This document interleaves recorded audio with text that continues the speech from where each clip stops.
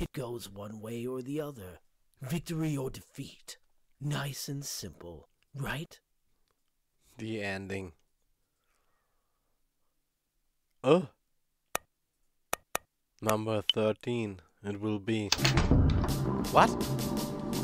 How we gonna fight here? Don't blame it on the sunshine. Don't blame it on the moonlight. Okay. Don't blame it on the good times. Blame it on the boogie. Have you ever thought about a detective? Thought you have an enemy? Who or what it is, you don't even know. Maybe it doesn't even exist. Maybe it's all. But you know there's something tormenting you, always making it so painful. You feel like the whole world's out to make you suffer.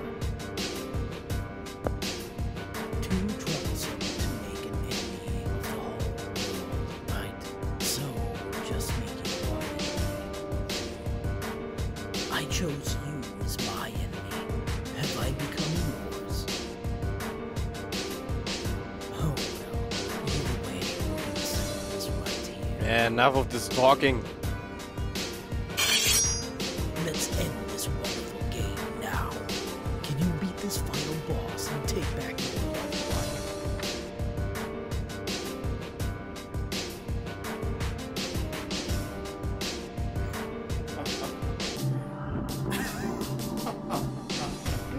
So funny.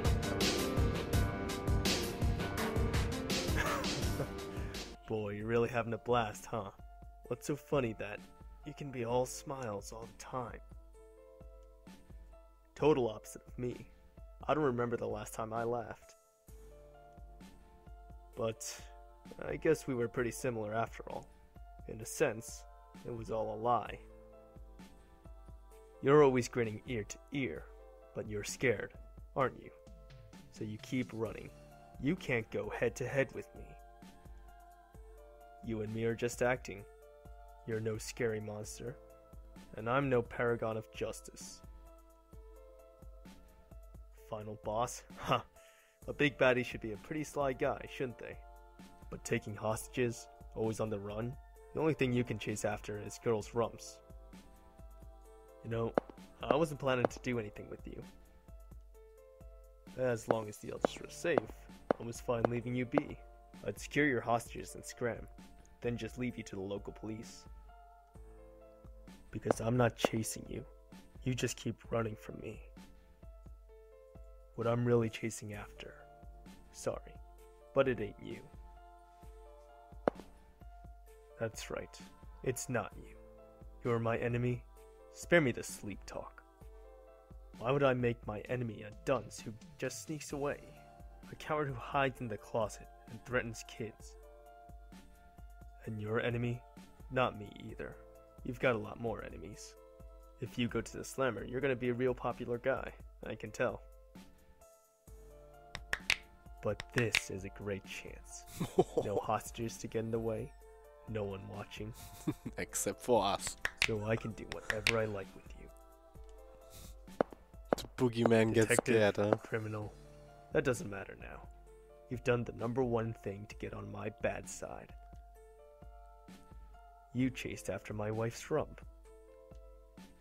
That alone is enough reason for me to beat you down.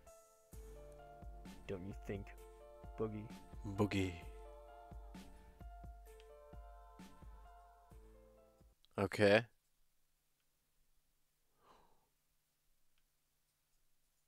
Eh?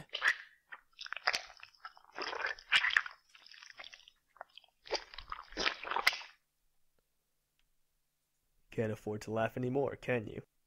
No. Back to your closet, Boogeyman. You don't have what it takes to make it over here.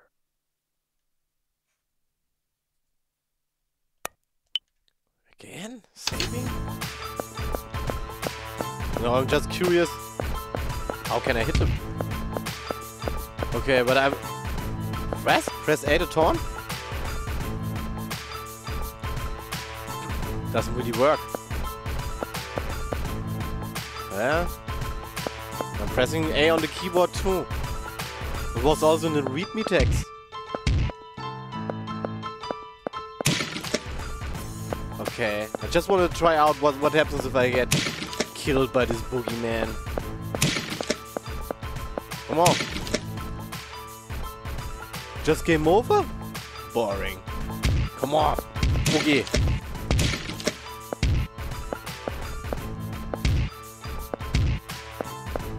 Come on, just hiding from me.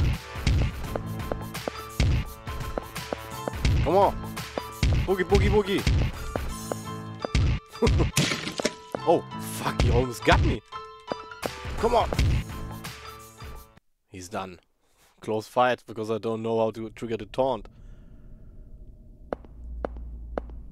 Where do you think you're going, Lance? I'm gonna find them. They've been gone way too long. Did you forget what Keith said? It'll be a burden on him to move around on our own. Well, then after all's said and done, we'll tell him we did just what he said. Of course, you might have all gone stone cold by that time. Don't joke about things like that. Sounds like a joke to you? We got 2, maybe 3 corpses around here? What part of don't you get? Stop, you two. Don't fight. We'll go search together. I'll lead the way. Sophie and Shirley, you hold hands. And Lance, you watch the rear. Papa. You really want to go? Yes, we'll be all right together. And there's something I'm curious about. What's that? This whole incident may just be a great big farce. What do you mean? A big Let's farce? be going. Okay. Helena, where are you? Helena.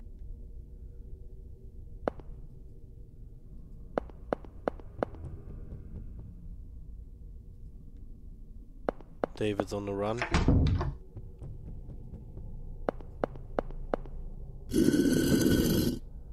Lol, I tried that out. Helena, David! are you okay? That man knocked me out. I woke up here. I was unconscious the whole time. Keith! Helena!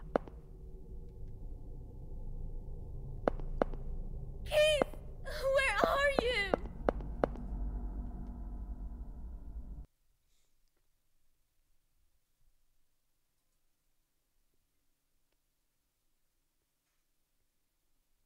Who are you?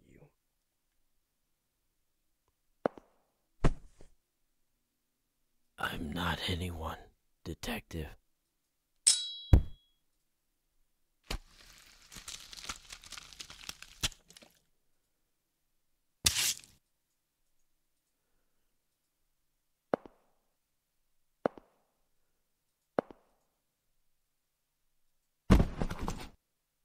Looks like you did things out of order, Detective. Huh? But still, not bad.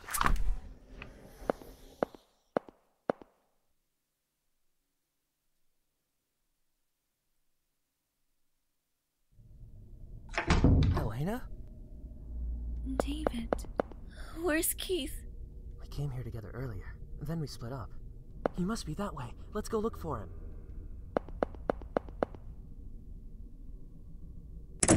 Keith! Keith! Please, Keith, get up! Don't move him, Helena. First we need to stop the bleeding. Helena, are you there? I am. It's okay, Keith. We'll stop the bleeding. Can't see blood in my eyes. Helena, you there? No. Please, Keith. Please. Hold on. Please.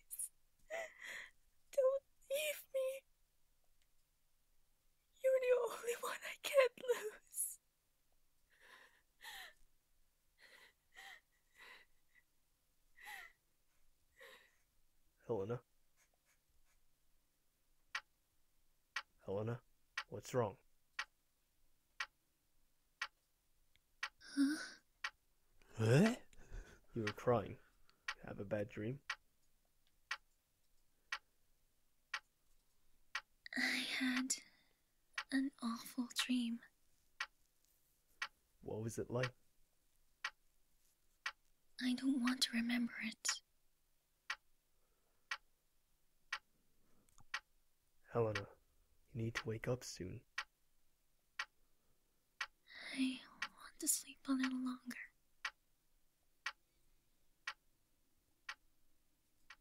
Wake up, Helena. The bad dreams are always the real ones.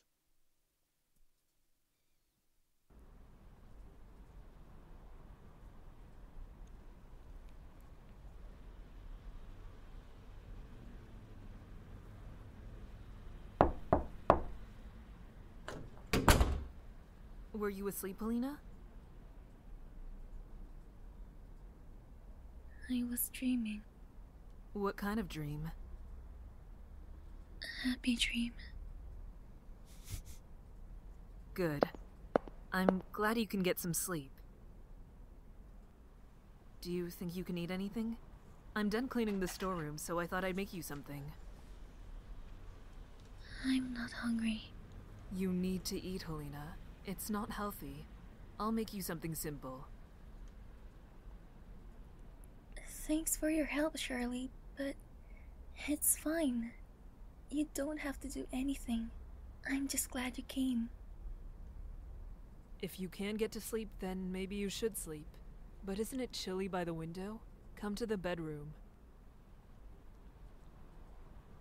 I want to be here right now. It's my favorite place. I always like to see my son coming home from kindergarten, or Keith coming home from work. This must be a great place then.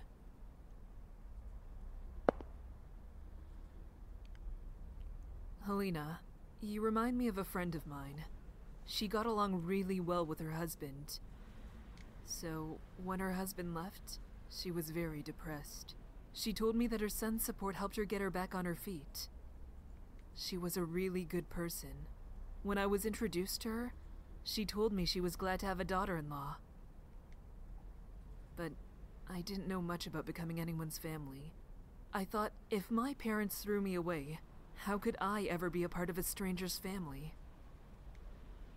And she noticed my worry, so she told me this. While I had an unhappy marriage, through it, I met my beloved son. But not everyone can have such happy meetings. So, if you're unsure, I won't mind if you run away. Ultimately, I let anxiety get the best of me and I ran. And by the time I resolved to come back, she was already gone. I still regret my cowardice, but I know it's too late. David seemed to think that you and Keith didn't get along, but I never thought that for a second. You were always so concerned for Keith, and Keith always sounded kind when he spoke to you. I knew you must have really valued each other. I thought I'd like to be like that myself, but it's not so easy. I still don't know how to go about it. I'm sure you just need lots of wonderful memories. It's okay, Shirley. You two will be just fine.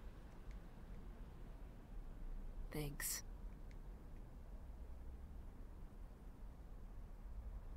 Why do the people so close to you always have to go so soon?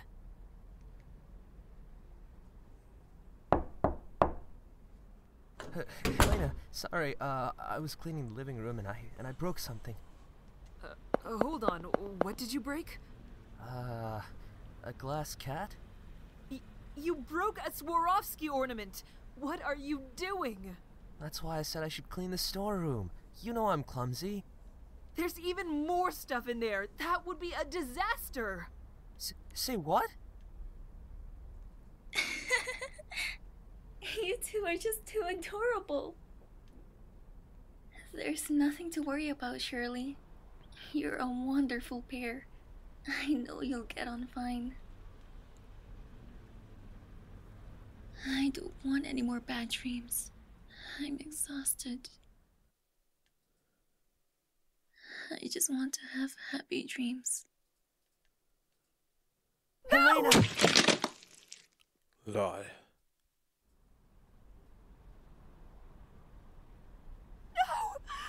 No, please! Helena.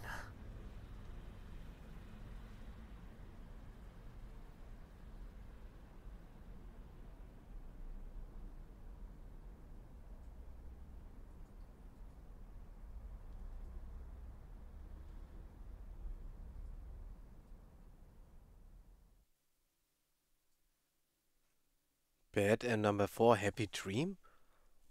Why did I have a bad ending here? Yeah, well guys, I checked it out and I got the bad ending number 4 where everyone survived and I found all videotapes, but as Boogeyman said, Looks like you did things out of order. I did things out of order. And the order I need to change, yeah, while I was checking out, is that first I need to get to Sophie and help her rescue her from the dogs, and then I will go with David into the sewers and where I will hide and then do the ambush on Boogie when I turn off the lighter and whatever. So I had to play from the very start again, but took only in quotes. Yeah, only 1 hour and 20 minutes compared to a normal playthrough which takes 5 hours and a half. So let's this time hopefully be good ending.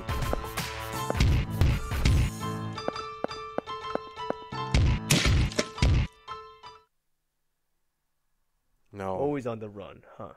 But marijuana addicts can move better than this should you. be the good ending now. Marijuana addicts. What's in that big head of yours? Now we get a real identity, I guess.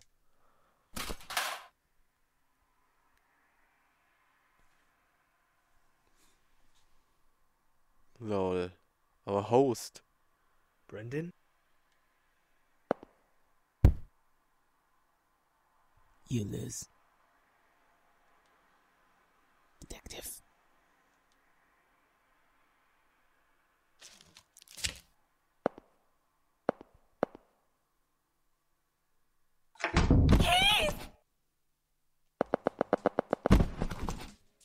You're Brendan?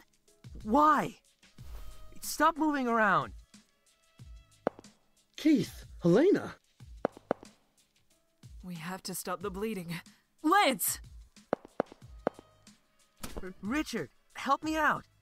Sophie, find something to tie him with.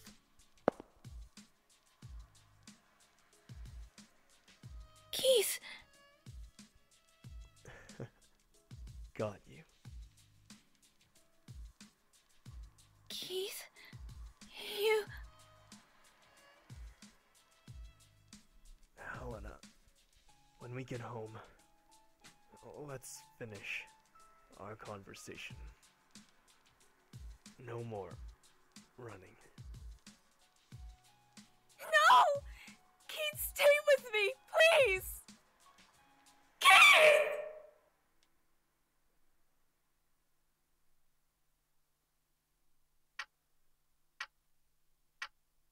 The servants and Stevie.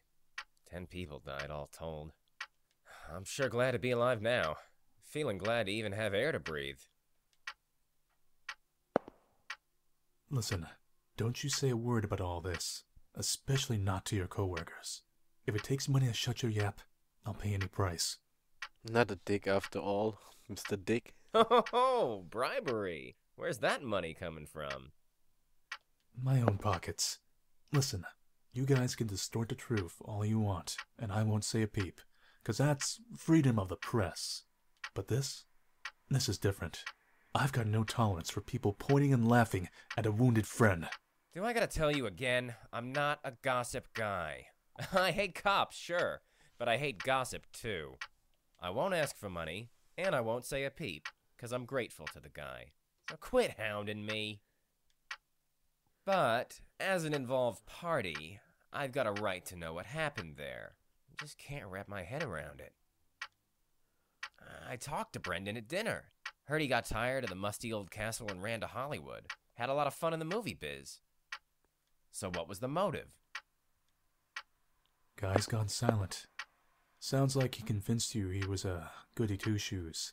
But I bet you heard a different story in Hollywood. Now that's the kind of thing your lot should be writing about. Nobody knows people's past, usually. But it's easy to fool you into thinking otherwise with a little acting. And once you know somebody's past, you can lead them by the nose. He tricked you all, and tried to kill you. What a farce. Not sure of the motive yet, but he was pretty systematic about it all. Spent a ton of cash beforehand to check up on all the tour attendees. Even did a background check on me. On you? Why? 'Cause I was going to be on that tour. No wonder I thought he knew me. The hell, so he just researched us? That's the oldest trick in the book for us, saying, I know all about you. It makes you superior to the other person, so you can control them. Then they freak out and have to submit. He knew that tactic well. Seeing right through people without any tricks. That's what makes a real monster, ain't it? In his case, he just used money and connections to dig up people's pasts, and played the part of a monster. But the research wasn't to select candidates. So he just picked randomly. Damn, was he just in it for fun? Now, my turn to ask questions. What you tell me is the only way I can figure out this incident. Give me anything you got.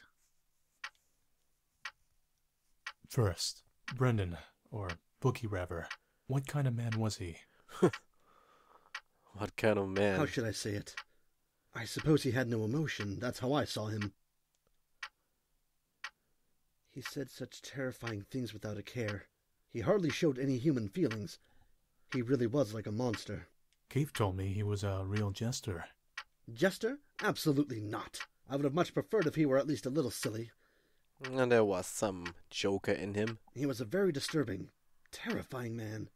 He was totally calm as he did awful things. Richard, you seem to have a suspicion he might be Brendan. Why do you think that? When my daughter went missing, and I panicked thinking that man might have taken her, Keith told me something. This was the kind of person who would show corpses as decoration. So if he did take Sophie, he'd show off proof of it, meaning she was still safe. Luckily enough, I didn't see them, but indeed, evidently, there were many dead bodies left around. As Keith said, my daughter hadn't fallen into his grasp. He was correct in his assumption. That made me realize something unusual about what he'd said. Keith said he saw the moment Brendan's neck snapped, and his corpse was quickly dropped into the basement. Isn't that odd? Why did he quickly put Brendan's corpse out of sight? Why did he treat him differently from the other victims? 'Cause he didn't want you investigating it. He's got some keen insight, I'll give him that. So you suspected this was a farce plotted by Brendan? No, well, I suggested that since Keith hadn't checked the corpse, he might still be alive. I only wanted to believe there was a chance he was alive. I had no conviction about the rest, so I didn't speak about it to Keith. I wouldn't dare risk throwing him off with my amateur opinion, not to mention we didn't know whether his wife was safe. Apparently, Keith saw the moment Brendan's head came off, actually. Was it a doll? Right you are. Packed with neat little blood packs, it seems. Brendan was hung upside down and had his mouth taped up, and it was dark enough to be hard to tell who's who. Just dressing him up the same way made Keith assume it was him. On top of all those flashy rave lights, he dropped the corpse down below, so it was impossible to check it closer. And since Keith saw the tour conductor killed right after that, of course, he'd think Brendan was killed too.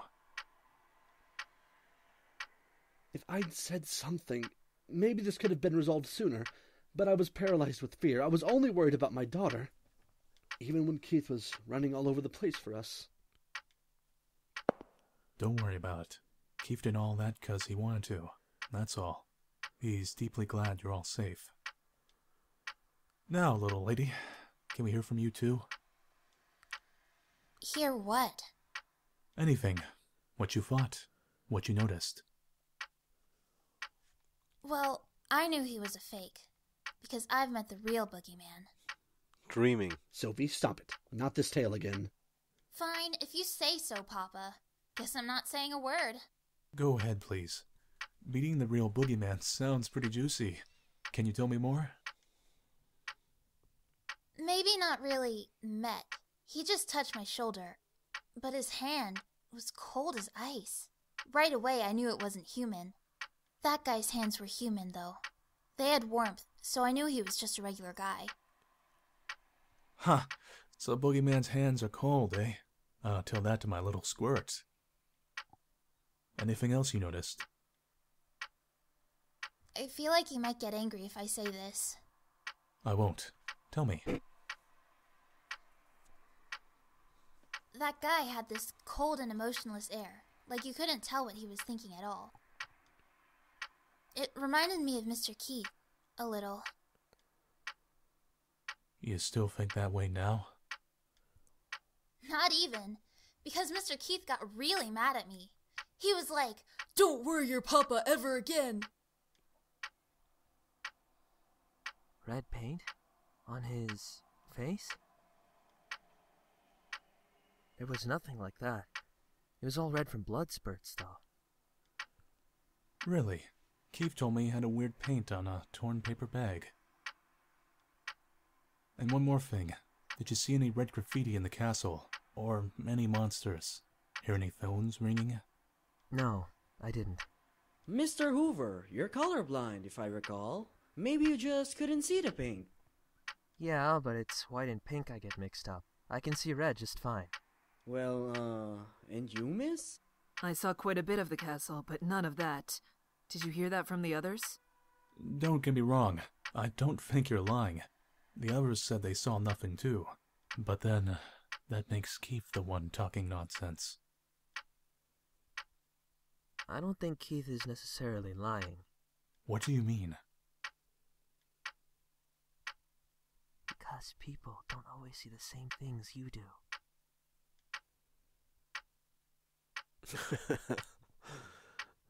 Well,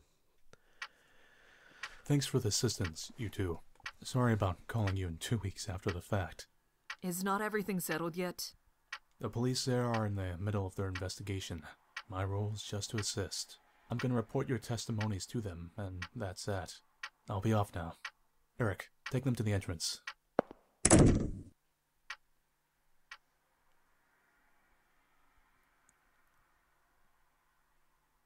When our son died, I thought my own life was over too.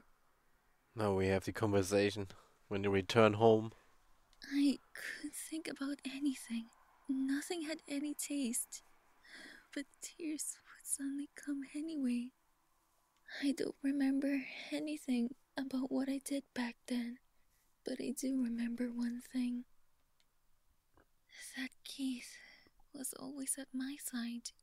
When I wailed and shouted, he'd hug me, stroke my hair, say it was okay. Eventually, I adjusted to life without our son. I found I could laugh again. But when I got my own emotions back, I realized Keith had stopped laughing. I had been broken, and so had Keith. Over time, I was able to heal, but he didn't. He was still stuck in the moment of Todd's death. Oh, lol. She's talking with Mr. Dick? He was always supporting me, so he never faced up to himself. I struggled to be at least a little stronger. Next time, I would protect him, since I wanted him to laugh again. But I couldn't. I couldn't repay anything to Keith. And I realized I was a burden on him that would keep him from ever walking again. So, even if we're far apart, as long as he can laugh again, then that's the best choice I can make. My wife always brings me warm milk before I go to bed. And last Father's Day, my little squirt tried cooking me a meal. I definitely don't need milk to get to sleep. And the kids cooking, I'll be blunt, it ain't good. But I'm glad for it. Usefulness and collateral don't mean a thing with this stuff. Keith didn't stay close to you expecting something in return. That's just what he wanted to do. You guys have got too much sympathy. You don't mind getting hurt for the sake of the other. But can't you notice that one of you being hurt hurts the other? You've just been getting more and more wounded as you go along. You're propping Keith up too, Helena. He can fight day after day, because he knows you're waiting at home, as much as I tease him about it. Don't think of yourself as baggage. Depend on him as much as you need. That's what he wants too. Keith grabbed my hand and smiled, even though he was stabbed and wounded. And what'd he say? Got you. Got you. 'Cause he finally got what makes him happiest. But, man, too much discrepancy between your guys' testimonies and Keith's. Just how am I gonna report this to the department? Discrepancy? Okay. Hey, Helena, he went back home from the hospital today, right? Can I come talk with him now? I'm sorry. Before he goes back home, there's a place he's going to visit. The son's graveyard. Son's grave. And I'm planning to head there myself.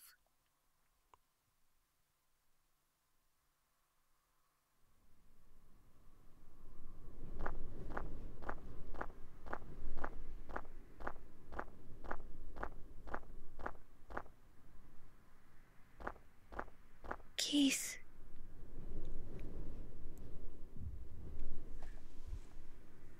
I've always wanted to cry like this. I never forgot about him. Not for a single day. Ever since he died, I was scared. I felt like even the slightest sign of weakness would make it all crumble. I acted like I felt nothing, like nothing disturbed me. I thought then I might be able to fool everyone, even myself. It was so stupid. I was broken a long time ago.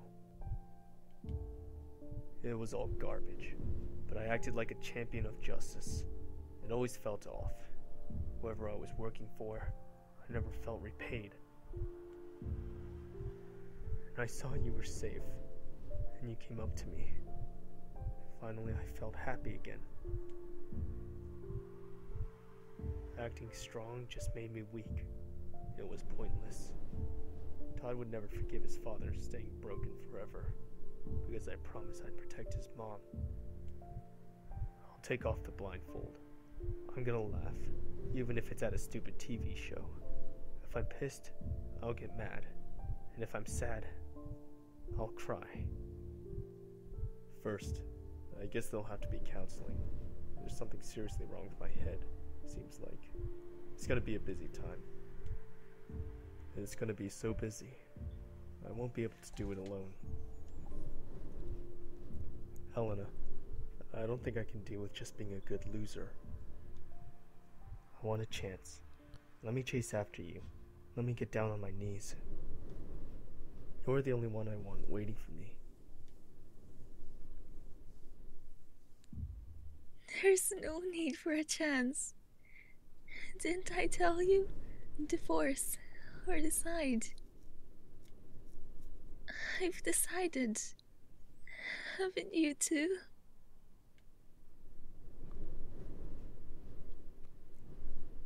We only ever have one umbrella, so we hold it together.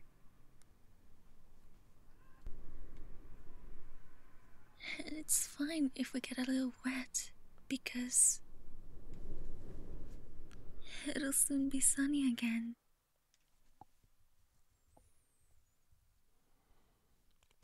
happy end. Come rain, come shine. Oh, now I'm content. The credits are rolling, guys. I have to say it's a really good RPG maker game, the Boogeyman from Uri. Yeah, as always, I hope you enjoyed this game just as much as I did. The only one thing which annoyed me a little in the end, because I'm not too keen on replaying games so often. Yeah, I just want to get the most full ending, but I got the bad ending number 4. Oh man. Anyway, enjoy the credits. See ya.